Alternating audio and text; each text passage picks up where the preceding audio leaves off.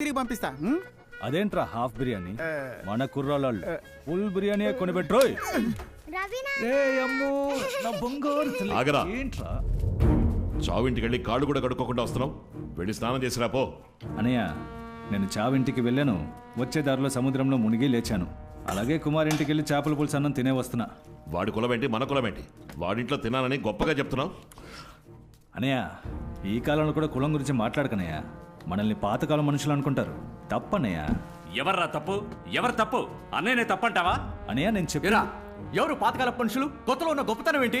అనయ్య, ఓ మాట వరుసకు అన్నాను. మాట వరుసని నోటుకొచ్చినట్టు మాట్లాడతావా? అది ఇలా, కాదు ఆ సముద్రం 7 ఏళ్ళుగా మనకి ఎన్ని తల్లపులు తెస్తున్నాడు. వాడింటి చావుకి ఎందుకురా వెళ్ళావు? అనయ్య. బాచి చావుకి మనము ఒక కారణమన్న పశ్చాత్తాపంతో అక్కడికి వెళ్ళొచ్చానన్నయ్య. బాబు, ఒకసారి వంటగదికి వస్తావా? గ్యాస్ అయిపోయింది, సిలిండర్ మార్చాలి. పో లోపలికి. ఎప్పుడు చూసినా అడ్డంగా వచ్చి ఏదో ఒకటి మాట్లాడుతూ ఉంటుంది. అయ్యా రామచంద్ర, ఆ కాలంలో నేను వ్యాపారం మొదలెట్టినప్పుడు